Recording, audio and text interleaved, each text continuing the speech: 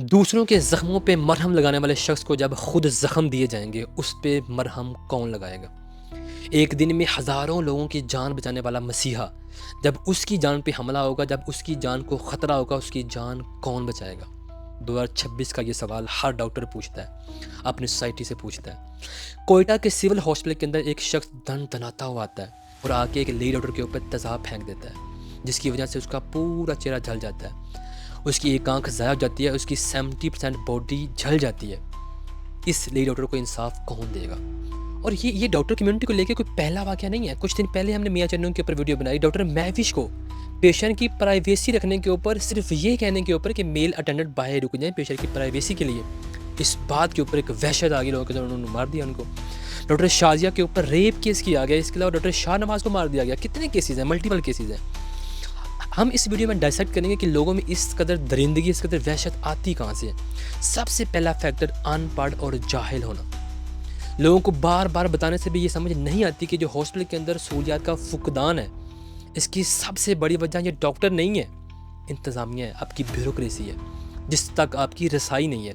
आप एमएस के ऑफिस नहीं पहुंच सकते हो, आप मिनिस्टर्स के ऑफिस नहीं पहुंच सकते हो, क्योंकि आपकी वहाँ तक रसाई नहीं है, आपको धक्के मार के निकाल दिया जाएगा।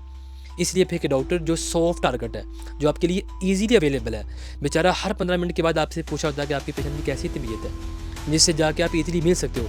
आप अपनी सारी फ्रस्ट्रेशन, सारी मायूसी उसके ऊपर निकाल देते हो। दूसरी बड़ी वजह, गली मोहल्लों में बैठे हुए अताई लोग, ये आपको इस तरह से गाइड करते हैं, यार कितों दवाई लेके आ गए हैं, क्योंकि उनको नाम पढ़ने नहीं आ रहे होते। वो बेचारा मैटर के पास, उसको क्या पता इस डॉक्टर ने आपको क्या मेडिसिन दे दी। कहेगा कितने पास क्यों, यार मेरे पास आओ, मैं आपको मेडिसिन देता हूँ। ये डॉक्टर तो कसाई बैठे हुए हैं, ये डॉक्टर तो लूटने के लिए बैठे हुए हैं। खुदारा अपनी पढ़ी लिखी कम्युनिटी की रिस्पेक्ट करें।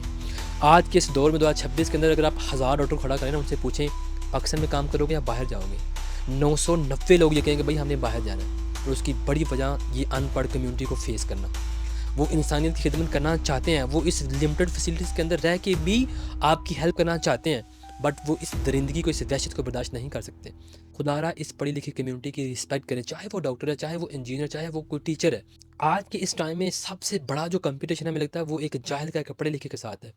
और पढ़ा लिखा जगह ढूंढ रहा है मैं कहाँ छुप जाऊँ, अपने लिए सेफ कॉर्नर ढूंढ रहा है, बट वो जाहिल उसके ऊपर हावी होने को फिर रहा है। मैं दसांगा इनकी किमें जरूरत है। जो मेडिसिन जो जो वो रिकमेंड कर रहा है, जो ट्रीटमेंट उस पेशेंट का वो कर रहा है, उसने कितने साल लगा के उसको पढ़ा है, उसको जाना है। आप एक दिन में, एक घंटे के अंदर कैसे जान लोगे कि वो इलाज ठीक कर रहा है कि इलाज ठीक नहीं कर रहा?